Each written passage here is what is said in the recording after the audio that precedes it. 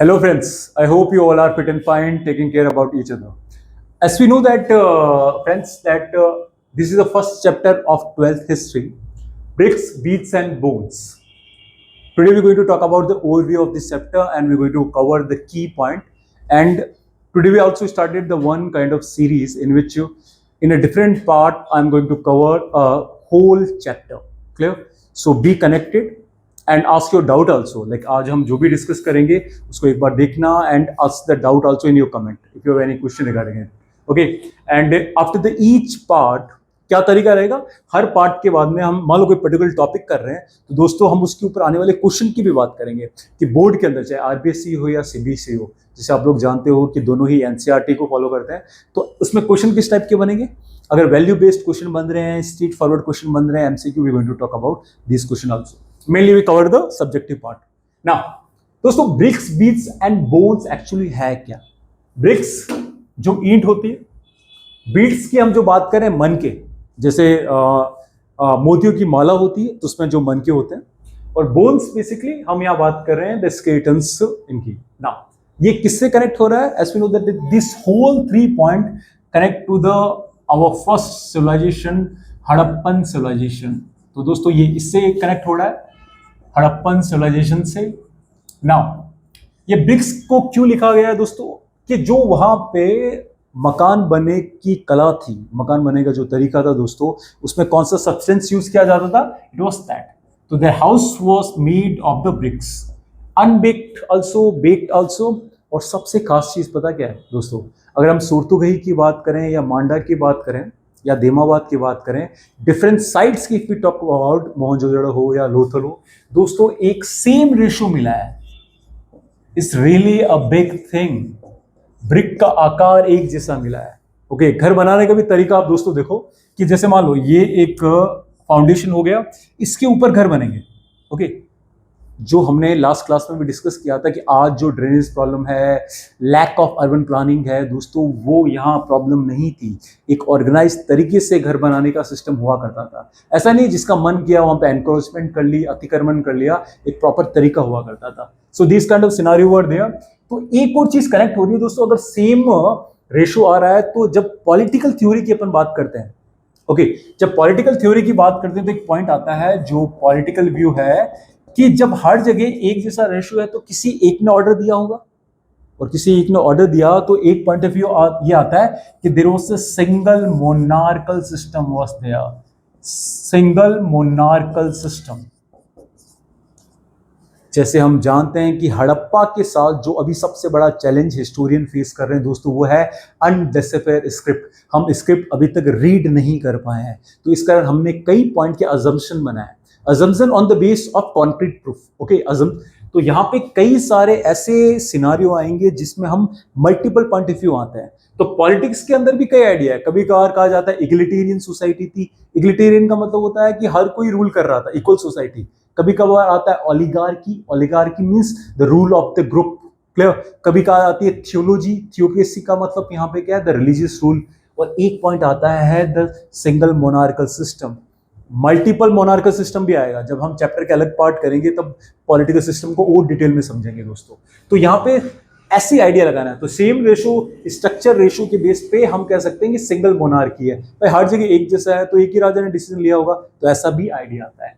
Beads का मतलब यहाँ पे जो अपन कह रहे हैं कि लाइक एक कई सारी साइट है, जैसे एक है चानूदड़ो.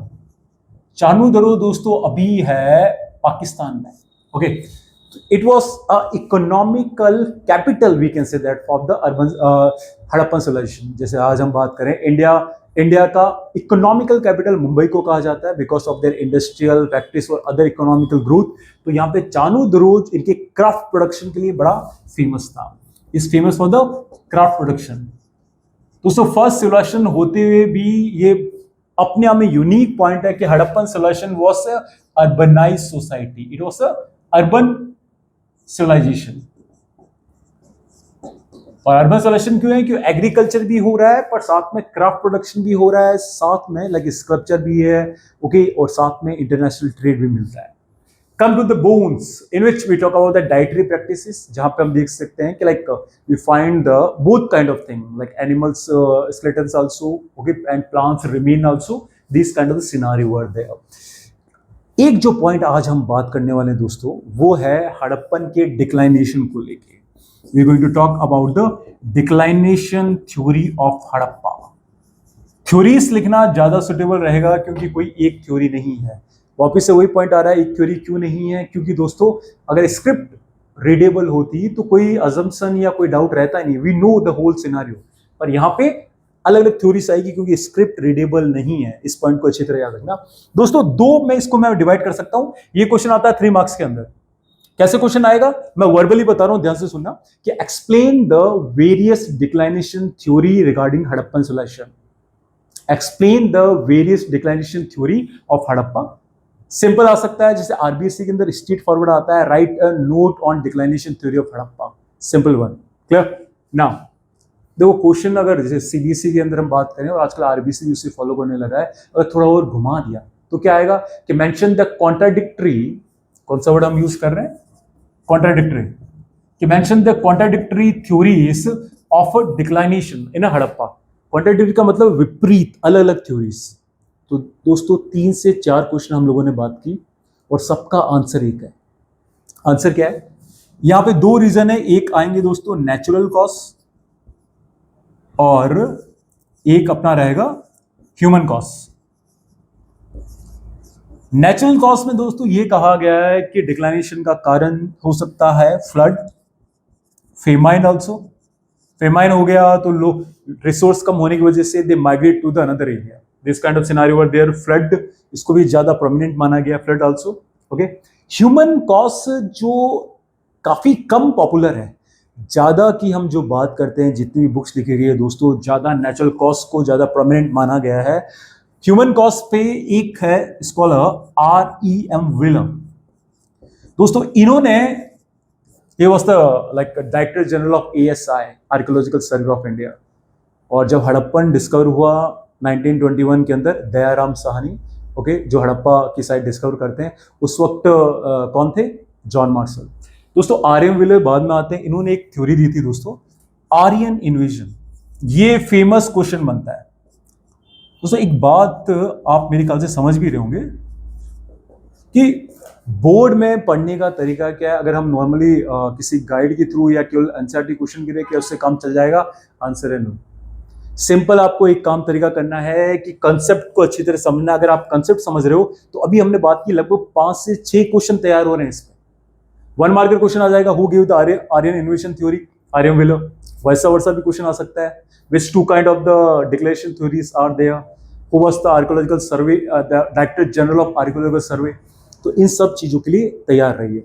सिंपल सा पॉइंट है, आराम से कंसेप्ट समझो, क्वेश्चन आराम से हो जाएंगे, चाहे कहीं से भी घूम के आ रहा हो, तो हमें कंसेप्ट पता है। इन्होंने क्या कहा था? इन्होंने एक आइडिया बताया कि जो मोहनजोदाड़ो है, मोहनजोदाड़ो का मतलब क्या हो गया? मोहनजोदाड़ो का मतलब है दोस्तों माउंट ऑफ डेथ, मृत्यु का टीला, माउंट ऑफ डेथ। ये किसका मीनिंग है? मोहनजोदाड़ो। ओके, मोहनजोदाड़ो को माउंट ऑफ डेथ कहा जाता है, मृत्यु का टीला। तो अब विलन ने कह दिया कि यहां पे आर्यंस कौन है? जो अगली सिविलाइजेशन है, हड़प्पन सिविलाइजेशन की बात की, उन्होंने यहाँ पे अटैक किया था, इन लोगों को वहां पे मैसेकर, मास किलिंग की थी, then they start their own civilization. तो ये थ्योरी भी आती है, लेकिन लगभग कई स्कॉलर ने इस आइडिया को रिजेक्ट किया है, क्योंकि ना तो वहां पे कोई वेपन्स मिला है, ना बड़े मात्रा में क्वांटिटी में स्केलेटन्स मिले हैं। तो वॉर होगा तो कई सारी चीजें मिलेगी, पर ऐसा कुछ मिला नहीं। बट या थ्योरी है, that's why we discuss about this kind of the scenario were there. Okay, mount of death. Okay class, I hope you understand the core idea here. Simple तरीके से हम एक एक करके अलग पार्ट करेंगे। आज हमने एक ओवरव्यू डिस्कस किया, ओके, हड़प्पा के बारे में टाइमलाइन हम पहले बात कर चुके थे। In next class by the step part, first part, second, 3, 4 जितने भी पार्ट लगेंगे उस पर अपन डिटेलेशन के साथ करेंगे। लेकिन आपको एक काम करना पड़ेगा दोस्तों, अगर ये 1 वे ट्रैफिक रहा, 1 वे कम्युनिकेशन रहा, तो इतना ये यूजफुल नहीं रहेगा। इसके बेस पे आपका कोई क्वेश्चन आ रहा है और जो हमने प्लानिंग बनाई है, अगर आपको लग रहा है कि नहीं सर कुछ चीजें और ऐड करनी चाहिए, तो please let me know. We going to understand that particular point also, उनको भी मेंशन करेंगे। Okay class, so thank you so much for your time. Keep learning and keep moving. Thank you.